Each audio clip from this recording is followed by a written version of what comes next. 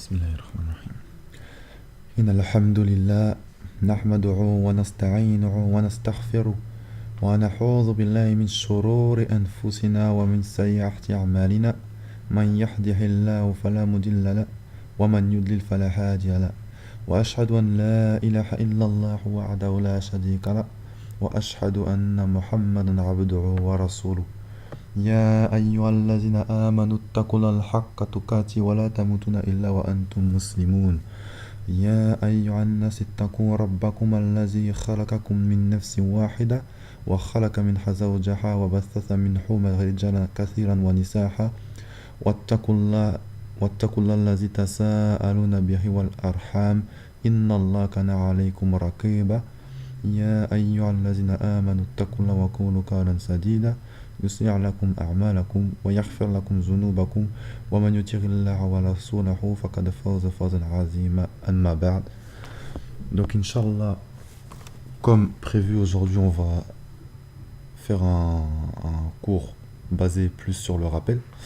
Et le thème que j'ai choisi aujourd'hui, comme on me l'a suggéré sur le site, ce sera la mort.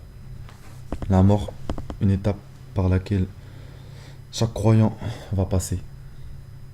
Et donc c'est une étape à laquelle il faut se préparer et il faut connaître. Et le prophète sallallahu alayhi wa sallam a dit: multipliez le rappel de la destructrice des plaisirs. Et les compagnons, ils lui ont demandé: Ya Rasulullah, quelle est la destructrice des plaisirs? Il a dit: c'est la mort. Rappelez-vous beaucoup la mort. Et avant de commencer, je voulais revenir un petit peu sur les cours pour dire que le deuxième cours de Uthul al-Thalas, les trois fondements, je le ferai ce week-end Inch'Allah, et pour dire aussi que je vais essayer de regrouper soit par audio soit par écrit les questions que les frères et sœurs m'ont envoyées pour que ça puisse profiter à tout le monde, et je donnerai les réponses. Et il y a des questions où la réponse n'est pas évidente pour moi, et des questions qui demandent beaucoup plus de connaissances et qui prennent trop de responsabilités, et auxquelles, voilà, quand je réponds pas aux questions, c'est pas parce que j'ai pas envie de répondre, c'est parce que je préfère délaisser la réponse plutôt que d'induire la personne en erreur et de mentir sur Allah et son prophète sallallahu alayhi wa sallam. Allah kulli khal. Donc, Inch'Allah, le thème d'aujourd'hui, comme je disais, c'est la mort. La mort, c'est une étape qu'on va tous franchir. Et c'est le jour où on va quitter cette dunya et on va se retrouver devant Allah subhanahu wa ta'ala. On va se retrouver devant Allah, celui qui nous a créés, celui à qui on va devoir rendre des comptes, celui qui nous aime, et pourtant celui à qui on désobéit peut-être le plus. On ne désobéit pas à notre patron, on ne désobéit pas à nos entraîneurs dans les clubs de sport, on ne désobéit pas à nos parents pour certains, mais on désobéit à Allah. Et wallahi, il n'y a rien de pire que de désobéir à Allah. Et ce conseil vaut pour moi en premier. Et Allah nous dit dans le Coran, Allah il dit dans le Coran, dans la sourate Al-A'la, c'est la sourate 87, des versets 14 à 19, c'est la fin de la sourate. Allah il dit, Bismillahirrahmanirrahim, Qad aflaha man tazakka wa zakkara isma rabbihi fasalla bal tuhsiruna al-hayata ad-dunya والآخرة خير وأبكى إن حزن في صحف الأولى صحف إبراهيم وموسى. Donc Allah il dit dans le Coran: a réussi certes celui qui se purifie et se rappelle le nom de son Seigneur puis célèbre la salat, mais vous préférez plutôt la vie présente alors que l'au-delà est meilleur et plus durable. Cela se trouve certes dans les feuilles anciennes, les feuilles d'Ibrahim et de Moussa, alayhim salam. Et le prophète sallallahu alayhi wa sallam, il a illustré ceci par un hadith. Il a dit: la comparaison de dunya par rapport à l'akhira, c'est comme si un serviteur plongeait son doigt dans l'océan, et dunya, c'est ce qui ressortirait sur son doigt, c'est-à-dire l'eau qui ressortirait sur son doigt. Et l'au-delà serait tout l'océan qu'il reste. Imaginez, vous plongez votre doigt dans l'océan et en ressortir votre doigt. Ce qu'il y a sur votre doigt, c'est dunya, et ce qu'il y a devant vous, la surface de l'océan à perte de vue, c'est l'akhira. C'est l'akhira. Et subhanallah, cette image déjà, elle fait beaucoup réfléchir. Elle fait beaucoup réfléchir. Donc la mort est une étape par laquelle on va tous passer. Et il n'y a pas de divergence là-dessus. Il n'y a pas de divergence là-dessus, ni entre les athées, ni entre les kuffars, ni entre les juifs, les chrétiens, les musulmans, les bouddhistes. Tout le monde est d'accord pour dire que on va tous mourir. Et imaginez-vous ce jour. On a tous déjà participé à une salade janaza. On a tous déjà vu un cercueil. On a vu. Mais on ne savait pas ce que la personne ressentait dedans. Mais ce qu'on s'est dit, c'est un jour, moi aussi, je vais finir dans cette boîte. Je vais finir dans cette boîte et des gens vont pleurer à côté de moi. Et je pourrais ni leur parler, ni bouger, mais je pourrais les entendre. Tu pourras ni parler ni bouger, mais tu pourras les entendre. Et wallah, plus tu vas te rappeler la mort, plus tu vas adorer Allah Azza wa Jal. Parce que ton rendez-vous, il n'est pas ici avec Dunya. Ton rendez-vous, il n'est pas ici avec Dunya. Il n'est pas dans le foot, il n'est pas dans la musique, il n'est pas dans le travail, il n'est pas dans la nourriture. Il est avec Allah Azza wa Jal. Subhanallah, il faut réfléchir à ça. Le jour où on ne verra plus rien, on sera plongé dans l'obscurité, sans pouvoir parler, bouger, sans pouvoir agir. On entendra seulement les pleurs des gens. Ce jour-là, ce jour-là sera très très très compliqué. Et quand tu vas te retrouver dans ta tombe, tu vas te dire, ça y est, tout ça pour ça. J'ai vécu, j'ai fait ma vie. Comme ils disent les jeunes, j'ai fait mon business. Je suis allé là, je suis allé là, j'ai fait ci, j'ai fait ça, j'ai vendu ça, j'ai acheté ça, j'ai profité de ça, je suis parti à telle destination. Tout ça pour ça. Tu vas finir sous terre. Tu vas finir sous terre. Subhanallah. La terre, là où tu vois les vers, les cafards, les fourmis, c'est là que tu vas finir. C'est là qu'on va tous finir. Et le prophète sallallahu alayhi wa sallam disait dans un hadith, il a dit à Zaïd, il lui a dit, j'ai demandé, non, il lui a dit, j'aurais voulu que vous entendiez les bruits des tombes comme je l'entends. Mais c'est une miséricorde d'Allah. Parce que si on n'entend pas les bruits des morts dans leur tombe, c'est parce que si on les entendait, on partirait en courant. On partirait en courant, on resterait pas comme ça devant les tombes. On aurait trop peur, on serait foudroyé. Parce que les cris des châtiments dans la tombe sont terribles. Et le prophète sallallahu alayhi wa sallam, il a parlé des châtiments de la tombe dans plusieurs hadiths. Il en a parlé dans plusieurs hadiths. Il a fait une khutbah un jour, sallallahu alayhi wa sallam, où quand il a parlé de la tombe, les gens se sont mis à crier. Les gens se sont mis à crier. Ils avaient peur. Et subhanallah, nous on va se retrouver là-dedans. On va se retrouver là-dedans. Et il y avait un hadith.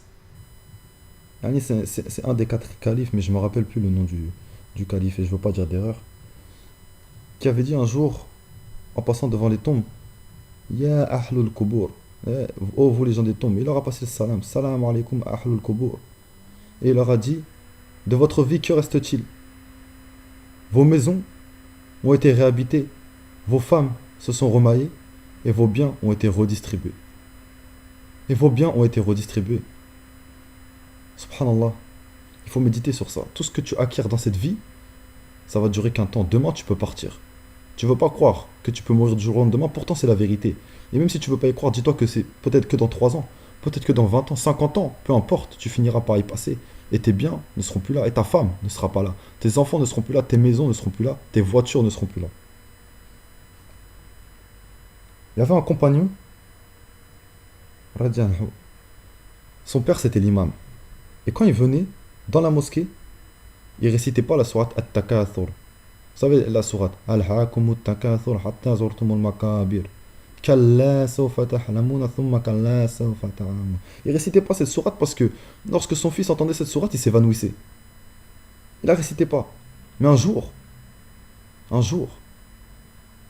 savait pas que son fils était dans la mosquée. Il n'a pas fait attention. Il a commencé à réciter la sourate. Alhaakumut takathur hatta zurtumul makabir. Son fils, il est tombé. Son fils, il est tombé, il s'est évanoui tellement des violences des versets de cette sourate lui ont percuté le cœur, il est tombé, il est mort, il ne s'est plus jamais réveillé. Est-ce que vous avez déjà lu les versets de cette sourate? Est-ce que vous avez déjà lu la traduction des versets de cette sourate? Parce que subhanallah, c'est bien d'apprendre des sourates, mais il faut connaître la traduction. Allah il dit, Azza wa Jalla dans le Coran, dans cette sourate At-Takathur, il dit la course aux richesses ne cesse de vous distraire, jusqu'à ce que vous visitiez les tombes. Vous allez finir dans votre tombe. Après il dit, Kalla sawfa ta'lamun, vous saurez bientôt. Thumma kalla sawfa ta'lamun, encore une fois, vous saurez bientôt. Anissa, ça veut dire que les savants, ils ont expliqué, ils ont dit c'est une menace suivie d'une seconde menace. Allah, il nous menace. Bientôt, on va savoir. Et Allah, il dit Kalla law ta'lamuna ilma al-yaqin. Sûrement, si vous saviez de science certaine, si vous étiez sûr de ça, la tarawunna al-jahim. Vous verrez certes la fournaise, l'enfer. Thumma la tarawunnaha ayna al-yaqin. Puis vous la verrez certes avec l'œil de certitude. Thumma la tus'alunna yawma izin anin na'im. Puis assurément vous serez interrogé ce jour-là sur les délices. Et Annie, interrogé ce jour-là sur les délices, le prophète sallallahu alayhi wa sallam un jour, il mangeait une date avec Omar et Abu Bakr. Et il leur a dit, Ya Omar, Ya Abu Bakr, mangez cette date. Mais un jour, vous aurez des comptes à rendre sur cette date. Parce qu'Allah nous a dit dans le Coran, dans la sourate At-Takathur, vous serez interrogé sur tous les plaisirs dont vous avez bénéficié. Et cette date, c'est un plaisir. Même une date, subhanallah, on va être interrogé dessus. Et à propos de cette sourate, il y avait Abdullah ibn Shirik. Il a dit, je me rendis auprès du prophète sallallahu alayhi wa sallam alors qu'il récitait Al-Haakumut Takathur. Et il a dit, le fils d'Adam dit, mais bien, mais bien. Or, qu'as-tu d'autre, fils d'Adam, de tes biens, si ce n'est que ce que tu as mangé et ce que tu as épuisé? Ce que tu as mangé, tu l'as épuisé, tu l'as digéré. Ou ce que tu as porté comme vêtement, c'est usé. Et ce dont tu as fait aumône, tu l'as fait parvenir à ses ayants droit. C'est-à-dire ce que tu manges, ce que tu portes, ce que tu donnes, c'est fini, ça disparaît. Et le prophète sallallahu alayhi wa sallam, il a dit aussi, rapporté par Kab ibn Hiyad, j'ai entendu dire, le messager d'Allah sallallahu alayhi wa sallam, à chaque nation une tentation, et la tentation de la mienne sera l'argent. Et aujourd'hui, on va pas se mentir, on court tous derrière l'argent. La vie, elle coûte cher. Et ça, c'est les prétextes. Le prétexte des gens, c'est oui, mais la vie, elle coûte cher. Oui, mais la vie, elle coûte cher. Mais la vie, elle est éphémère. Alors que l'au-delà, c'est éternel. Le calcul, il est vite fait. Le calcul, il est vite fait. Et Al-Hassan, il a dit la course aux richesses dont parle Allah dans ce verset, c'est les fortunes et les enfants. C'est les fortunes et les enfants. Donc ça, c'est la sourate At-Takathur. Et Ibn Abbas, il a dit, le bonheur, c'est la santé. Du corps, c'est l'ouïe, c'est la vue. Et Allah interrogera les hommes en quoi ils ont utilisé cela. Bien qu'Allah sache mieux qu'eux, mais il les interrogera quand même. Et il y a un verset du Coran dans la sourate 17, verset 36, où Allah dit, l'ouïe, la vue et le cœur, sur tout cela, vous serez interrogés. On sera interrogé sur tout cela. D'une date jusqu'au corps, jusqu'au cœur. On sera interrogé sur tout ça. Et qu'est-ce que tu vas répondre à Allah subhanahu wa ta'ala? Tu vas lui dire, yeah, mais Allah, il fallait que je mange, il fallait que je m'achète une voiture, j'avais plus de jeans. Qu'est-ce que tu vas dire devant ton Seigneur subhanahu wa ta'ala? Il faut que chacun se pose la question. Parce que ce jour-là, ce sera trop tard. Ce jour-là, ce sera trop tard. Et si les gens connaissaient les châtiments de l'enfer, ils ne réagiraient pas comme ça. On va en citer quelques-uns. Il y aura des gens plongés dans un océan de sang. Plongés dans un océan de sang, imagine-toi la scène. Et à chaque fois qu'ils voudront monter pour respirer, les anges leur jetteront des cailloux pour qu'ils repartent sous ce sang. Ils ne pourront pas respirer, ils se noieront dans du sang. Subhanallah, ces gens-là, ce sont qui? Ce sont les gens qui ont commis l'intérêt, l'usure, riba. Il y aura des gens qui seront nus, qui remonteront et qui tomberont. Ils seront projetés en l'air, puis ils retomberont violemment sur le sol. Ces gens-là, ce seront les fornicateurs. Ce seront les fornicateurs. Astaghfirullah. Alors comment on va se préserver de ça? comment on peut se préserver de ça? Et ce qui va nous préserver de ça, c'est la shahada, mourir sur la ilaha illallah Muhammad Rasulullah, ou mourir martyr, ou mourir en étant dans la voie d'Allah Azza wa Jal. Ou, il y a aussi mourir d'une maladie du ventre. On peut aussi recenser parmi ça le dua, c'est-à-dire lire la sourate al-Mulk avant de mourir pour être préservé des châtiments de la tombe. Et Inch'Allah, bi'iznillah, peut-être aussi qu'on mourra un vendredi pendant le Jumu'ah. Inch'Allah, ce serait une très belle mort. Mais pour ça, il faut le mériter. C'est pas gratuit. Le paradis n'est pas gratuit. Il demande des efforts. Et le croyant, il œuvre toute la journée, en secret, en cachette, en public. Il œuvre, il se prépare. Nous, on vit pas pour Dunya. Faut arrêter. On vit pas pour Dunya. On vit pas pour eux. Eux, ils sont contents quand ils obtiennent un bien, ou une promotion, ou quand ils font des grands repas. Ils se moquent des gens. Prêtent pas d'attention à ce bas monde. Mais nous, on n'est pas comme ça. Notre communauté, elle vaut mieux que ça. Il faut pas qu'on tombe là-dedans. On va mourir, et comme je le disais, on va arriver dans notre tombe. Et on se dira tout ça pour ça. Voilà, j'ai vécu tout ça pour finir là. Réfléchis. Tout ce que tu fais, tu vas finir dans la tombe. Mais la tombe, c'est qu'une étape. Parce qu'après, Allah il te dit que tu vas être ressuscité. Et là commencent les problèmes. Là, c'est le début des vrais problèmes. Allah il dit dans le Coran, dans la sourate Al-A'raf, versets 187-188, ils t'interrogeront à propos de l'heure et de sa venue. Et dis, la connaissance de l'heure est une prérogative de mon Seigneur. Lui seul en a connaissance, quelque pesante qu'elle soit au ciel ou sur terre. Elle surviendra subitement, mais ils t'interrogeront comme si tu en étais familier. Dis, sa connaissance appartient à Allah, seulement la plupart des gens ne le savent pas. Et dis aussi, je ne m'attribue personnellement ni bien ni mal autre que ce qu'Allah décide pour moi. Si j'avais quelques connaissances de l'insondable, de l'inconnaissable, j'aurais beaucoup de bien et aucun mal ne m'aurait atteint. Je ne suis là que pour vous avertir et pour annoncer le message divin à un peuple qui croit. Surat Al-A'raf. Subhanallah. Allah subhanahu wa ta'ala dit, elle viendra subitement. Subitement. On n'aura pas le temps de réfléchir. Et il n'y a que Allah qui sait. Et ceux qui vous disent, comme il y a eu la période avec la mort en 2012, le calendrier Maya, ou comme il y en a eu beaucoup d'autres imposteurs, ceux qui vous disent qu'ils connaissent la date de mort, la date du jugement dernier, de la fin du monde, c'est des imposteurs. Car Allah dit dans le Coran, comme on l'a montré, l'heure, il n'y a que Allah qui la connaît. Il n'y a que Allah Azza wa Jal qui connaît l'heure.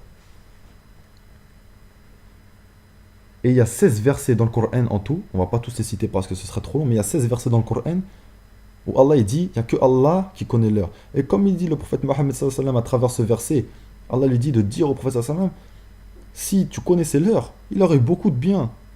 Le prophète sallallahu alayhi wa sallam, il aurait eu la renommée. Mais pourquoi il a peu de ça? Parce qu'il ne connaît pas l'heure. C'est qu'un être humain. C'est qu'un être humain. Mais comment on peut savoir quand est-ce que l'heure va arriver?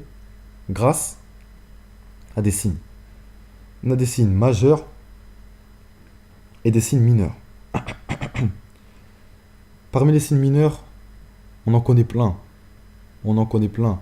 Lorsque l'adultère proliférera, c'est un hadith du prophète sallallahu alayhi wa sallam. Lorsque les années passeront comme des mois, les mois comme des jours, les jours comme des heures, et l'heure passera aussi vite qu'un tison enflammé, qu'un bout de tissu enflammé. Ah, et ça c'est maintenant, regardez, on est dedans. On voit pas le temps passer, c'est dedans. Le prophète sallallahu alayhi wa sallam nous en a informé et c'est dedans. Il y a aussi, lorsque le prophète sallallahu alayhi wa sallam a dit, l'homme se satisfera de l'homme et la femme se satisfera de la femme. Et je ne vais pas vous apprendre qu'il y a 2 jours, ils ont accepté ce texte, en France notamment, pour valider le mariage homosexuel. Allah hadin. Les signes, ils sont là. Et pourtant, personne ne veut y faire attention. Allah nous a donné des signes qui font peur à tout le monde quand on en parle. Pourtant, ils sont autour de nous, mais personne ne réagit. Et on rigole toute la journée.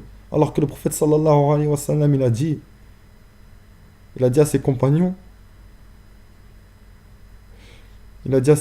si vous saviez ce que je sais, vous ririez peu Et vous pleuriez beaucoup. Et nous on passe nos journées à rigoler. On passe nos journées à rigoler. Allah il nous voit et nous on passe nos journées à rigoler. Alors que le prophète sallallahu m'a dit, si vous saviez ce que je sais, vous ririez peu et vous pleuriez beaucoup. Et nous on rigole. On est insouciant. Et après on dit, Muhammad Rasulullah. Ashhadu an la ilaha illallah. Kazzab. On est des menteurs. Astaghfirullah. On est des menteurs. Donc parmi ces signes mineurs, il y a aussi un hadith, pas ça, il a dit, viendra une époque où les gens considéreront au sein de ma communauté la musique, le vin et le port de la soie comme licite. On y est arrivé, subhanallah. Tu leur dis que la musique c'est interdit. Le prophète sallam il a dit, il n'y a pas deux choses qui cohabitent dans le cœur, l'amour du Coran et la musique. L'un va chasser l'autre. Si tu écoutes de la musique, tu vas chasser le Coran. Si tu écoutes le Coran, tu vas chasser la musique. Et ils te disent, non mais la musique c'est permis. Et ils trouvent des fatwas de soi-disant savants qui te disent que la musique c'est permis. Ils veulent négocier avec les lois d'Allah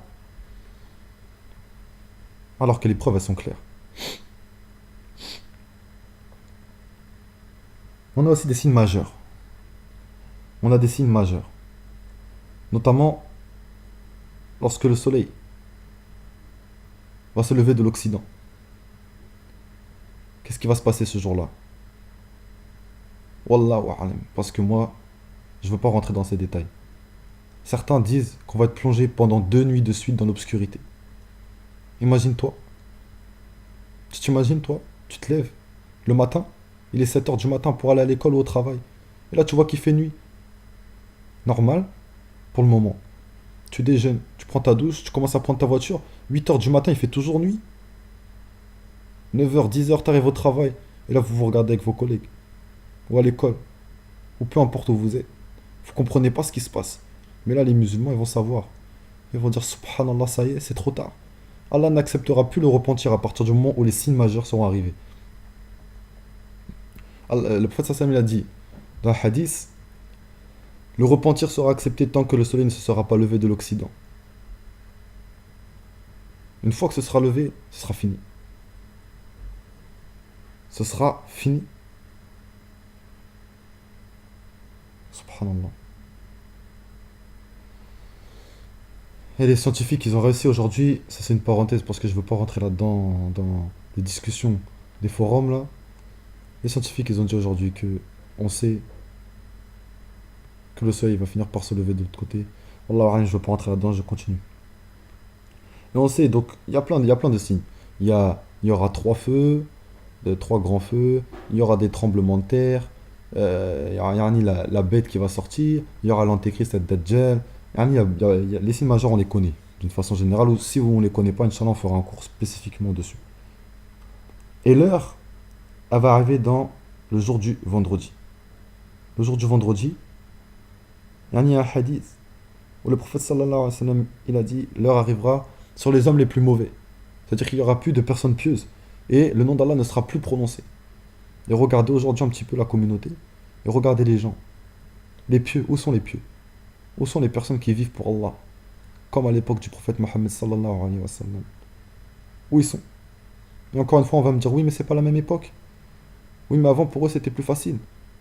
Oui, mais. Arrêtez vos excuses. Faut arrêter. Parce que le réveil va faire mal. Le réveil va être douloureux. Subhanallah. Allez, je vais m'arrêter là. Je vais faire le cours en 2 parties parce que le problème c'est que mettre sur internet un cours en ligne de 20 minutes, ça me prend déjà 1 heure. Si je le fais le cours en une traite, là on est déjà à 25 minutes. Ça risque de mettre beaucoup de temps. Je sais pas si ça va marcher, donc je préfère arrêter pour le moment. Et je vais mettre tout de suite après un deuxième cours de 25 minutes pour continuer un petit peu. Et je pense que ce rappel là, il risque de durer assez longtemps parce que j'ai pas mal de choses à dire. Donc on le continuera sur plusieurs semaines, Inch'Allah. Subhanakallahumma wa bihamdik, shahadu an la ilaha illa anta, astaghfiruka wa atubu ilayk.